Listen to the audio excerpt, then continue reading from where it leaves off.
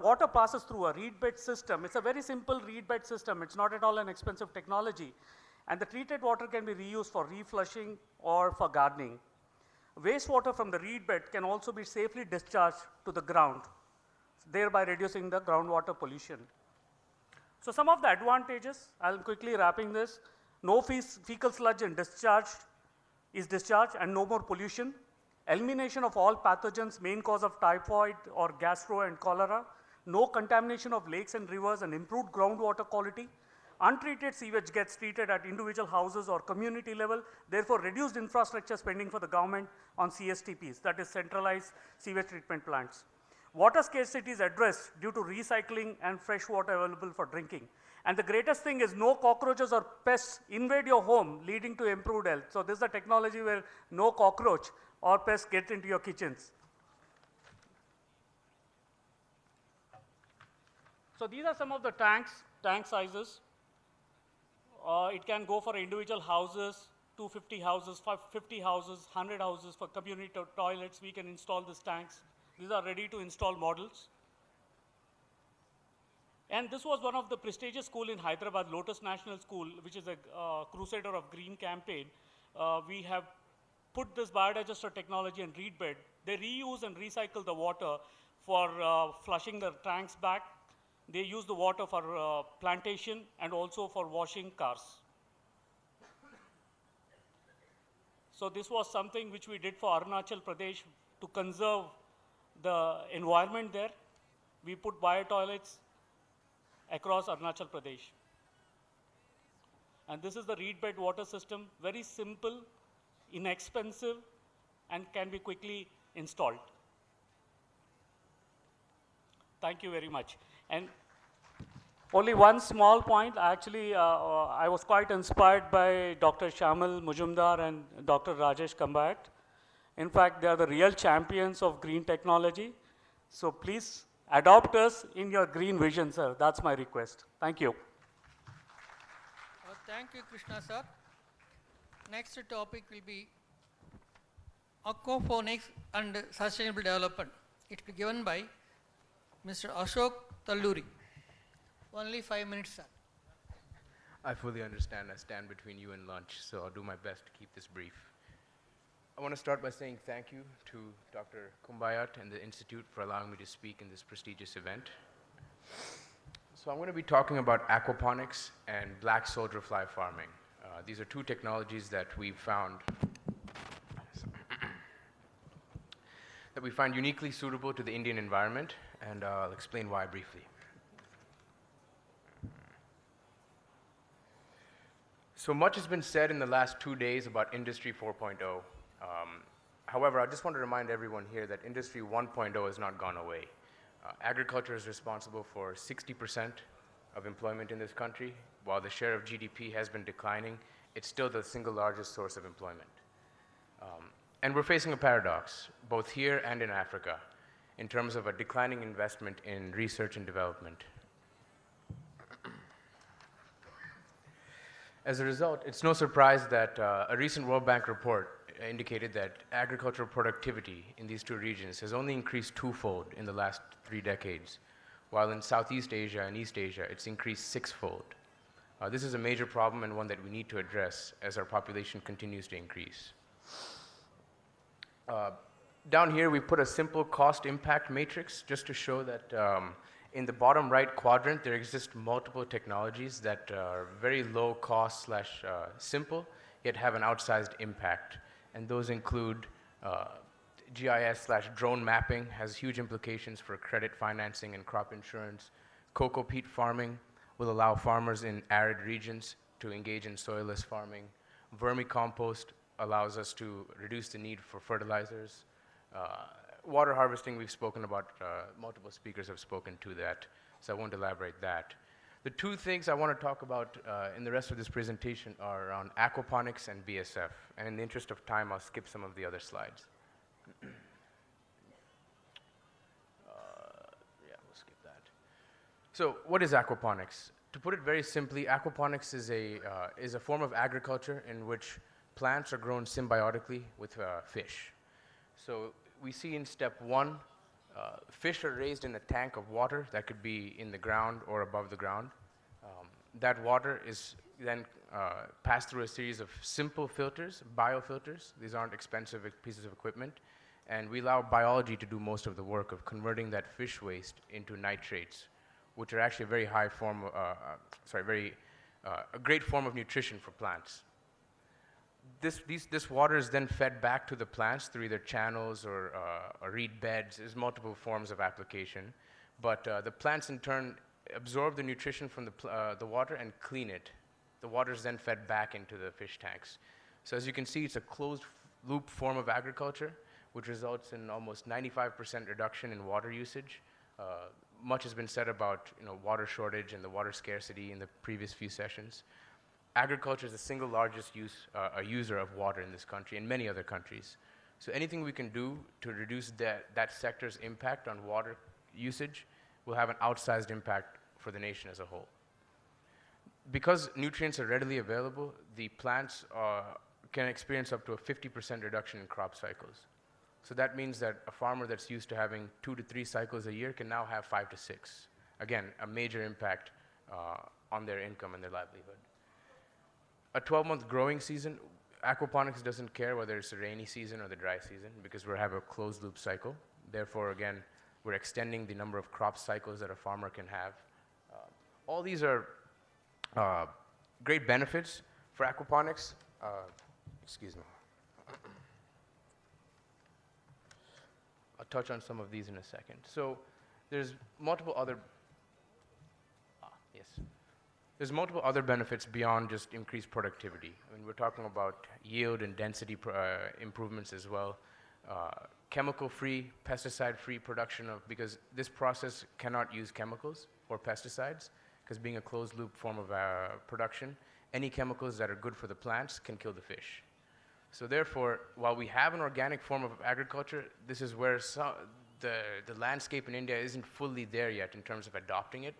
Because it's a soilless form of agriculture, the Indian Organic Standard doesn't recognize soilless agriculture as organic. So that's, again, one challenge that we as a community need to, and as stakeholders need to address going forward. Again, beyond the immediate impact to the farmer itself, there's other regional and macro benefits to adopting technologies like aquaponics. Again, this is just one of many technologies. Beyond access to cutting-edge technology, controlled form of agriculture like aquaponics allows us to scale up export opportunities because of standardized quality control and increased productivity. And again, diversifies the GDP in that way as well. Switching gears now, we'll talk about black soldier fly farming. To put it very simply, and I don't want to go through all of this in the interest of time, black soldier fly farming is a form of cultivation, or rather, it's a combination of waste management as well as production of high-protein animal feed. The basic premise is that we take organic waste, whether it be crop residue, food waste, animal waste, and we put it in not an anaerobic, but a dark environment, and expose that waste to fly larvae, essentially maggots. And these maggots multiply very quickly, very rapidly, breaking down the waste, creating a byproduct that is a very highly nutritious fertilizer. And the larvae themselves are then collected, dried, and can be then fed back to chicken, fish. And the crude protein content, which is the most expensive form of any animal feed, is anywhere from 20 to 30%. That's without any refining. So a small-scale farmer, for example, can take this system, this setup, and we've piloted some setups in Bangalore at a cost of under 50,000 rupees, 30 to 40,000 rupees. And they can take the output and lower their feed cost. If this was adopted in a more systematic manner, like it's being done in Malaysia and Indonesia, there could be an entirely parallel cottage industry around processing and further refining of this black soldier fly larva, which then increases the crude protein content to upwards of 50%, which is difficult to find, which is a great input for animal feed manufacturers. These techniques allow farmers to not only get access to cutting-edge technology, but also diversify their income. As we know, farm income has been stated as a goal to double farmers' income, and that's just not achievable by simply increasing the rate at which they sell their produce. We have to also reduce the volatility of the market, as well as increase the diversification of their income streams. So this is one way in which something they're throwing away today can be turned into income tomorrow. How can TVET help? So these technologies and innovations that I speak of they sound simple, and I've oversimplified it for this audience. However, there are some technical challenges in implementing them in a scalable fashion. And in addition, they require in-person training and experience. And so it's not feasible to bring everyone to, Bhopal or Delhi or Bangalore to learn this. This needs to be disseminated into rural communities. And for that, we need infrastructure. We need a curriculum, some standards, so that these technologies that we're speaking about today can be truly adopted by the farmer that needs it the most. And with that, I conclude. I'm trying to keep it as short as possible. So, yes, I'm done. Thank you very much for listening, and I understand I'm standing between you and lunch, so thank you.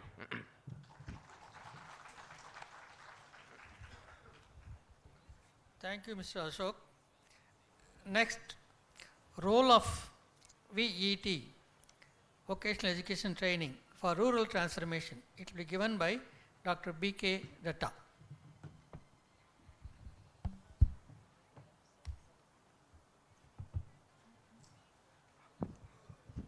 Good afternoon. I'll be very fast. We are working in Sundarban area, Vivekananda Institute of Biotechnology, Sri Ramakrishna Ashram, Nimpit. Please, next slide. The title which was given to us, that was mainly we felt that our case will be a case study rather, you can say. We are working in Sundarban. In the map, you can say where it is. Our content is the background, what is our experience, and the way forward. Next, please. The rural transformation means the reduction in poverty, improvement in living condition, and generating more livelihood options in a sustainable manner. Knowledge and skill are two very important components in this process. Next slide. You can see, since 1970s, this concept has evolved. I'm not going to read the things, how it has 70s, 80s, and finally next. The sustainable livelihood approach also has changed. Next, please.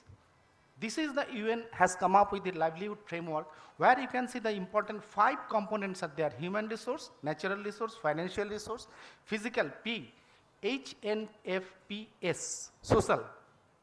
So here skill, in human concept, human resource, there the skill and the training and the knowledge, all components are there. That is a very important component for rural transformation. And that we have learned while we are trying to deliver technologies in the area of biofertilizer technology, horticultural technology, aquaculture, all these things. Next. Here we have tried to develop the rural boys who are working as knowledge worker. We are calling them as the green ambassadors. Next. In Sundarban, what are the assets? It is that we have tried to understand. Aquaculture is a very important component. Only water is there. Again, when there is no water, means during the summer season, water is a problem. The inhabitants mainly migrate long back from the mainland, and now from Sundarban they come to the mainland for work to get the daily wage, to work as daily wage laborer. And no skill development center either in farm or non-farm sector in the whole area. Next. So in that area we started working on biotechnology. Our main job was to demystify that in that type of remote area we can start working on biotechnology. Next slide. These are the areas where we started working, because all are with a single thing you cannot go. We started working in biofertilizer, but in the villages we could see there is no place for soil testing. Farmers, they cannot get the soil test analyzed. At that time, 25 years back. But now, soil health card programs are there, central governments, but still it is not a functional system, I can tell that. And all these components we started in Sundarban. Next. We tried to analyze the gap, what are the critical gap areas, what are the expertise developed, and then in good agricultural practice. But our whole program has evolved now to good agricultural practice, where these are the crops which are grown in that area. We have tried to develop package for that. Next. Then plant tissue culture also we have done in such a way that quality plant material should be there. The village woman, village girl should be trained to work in the laboratory, and banana, seed tuber, and seed tuber, both these two, elephant futium, these are the two areas where you could get very good success. Next. Aquaculture also, the whole area is full of aquaculture, but scientifically no pond is managed, no seed production is there. So we tried to again analyze the critical gap, expertise we developed, and we took the help of the different national level resource centers, international resource center also. Next. Our journey was like this. 1991, we started with a technology development and demonstration project on biofertilizer. Main objective was R&D and technology delivery. And what we did in 11 districts, we organized demonstrations in about 10,000 farmers field. In 97, we started MEXAT in biofertilizer. It was a, you can say, package of skills, soil testing, biofertilizer, biopesticide, all that. And it evolved in 2014. 2010, we came to Net Skills, European Union and DST. Here we learned competency-based curriculum. From Bhopal, Professor Verma was there, who has helped us to understand the whole gamut. Then skill-based training program, multi-skill-based program. All these things we have done during Net Skills program. Next. These are the success stories we have put, case studies. How these village level boys are did and now doing. Next. Minma is a village level rural youth, 10 standard pass. After undergoing the training, he started few years work. In 2010, he was organizing 14,000 farmers, and he has 70 paid workers under him. Next. This is Rajkumar Shet. He did his master in polymer technology, got training in VIV, and now next. Now he is having, he is holding 8 different business initiatives under the blanket organization Nature, and his turnover is 15 crores. Next. These are the few examples how these boys are doing after undergoing the training program, where I will tell that skill-based training program, competency-based training program, where our main thrust is hands-on training and follow-up support. We do not leave them just after the training. We continue the support, continue the linkage with them. Next. Same, one example, next. Same, next, another case study, next. These are the case studies. He is in plant nursery. Nursery production also is a very important component for village level boys. Next. This is the financial service program with State Bank of India. We are doing around 280 people, rural youth are working under this program. 19 lakh farmers, families are getting benefit out of it, and average income for each is around 16,000 rupees per month. Next. Our learning, just I have, in the bullet, I will not read it. Next.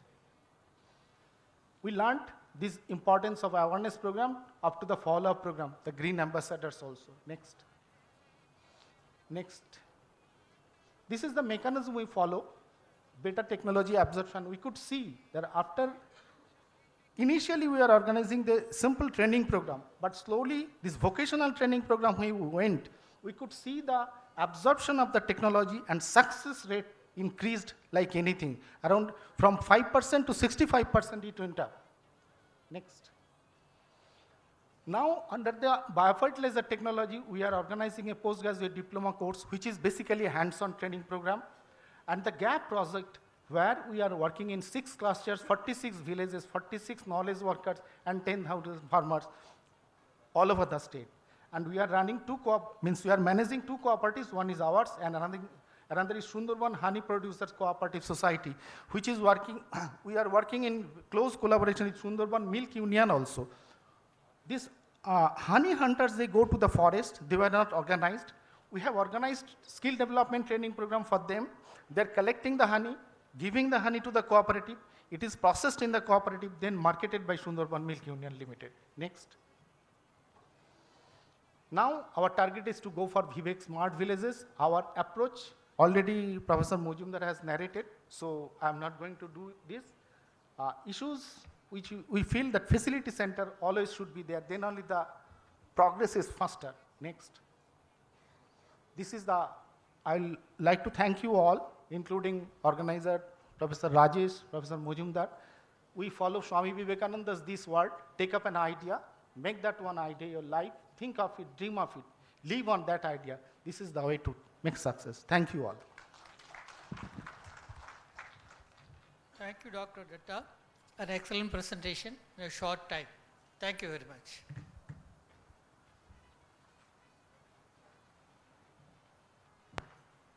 Thank you all the speakers.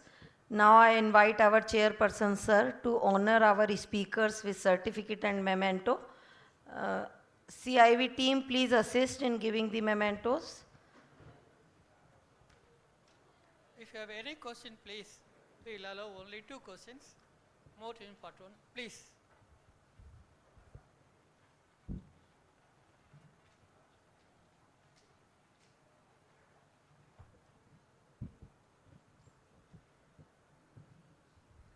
Thank you all.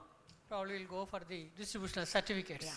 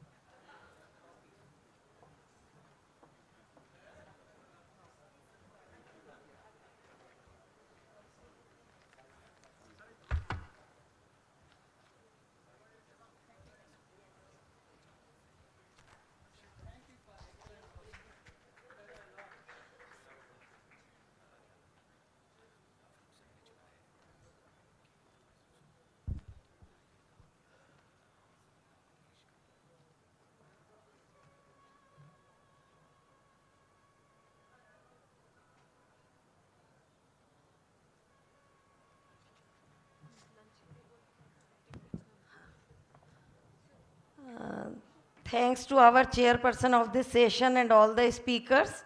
My sincere thanks to all the speakers. And now this is the time for lunch. You all are invited for the lunch. And this is 30 minutes break due to the short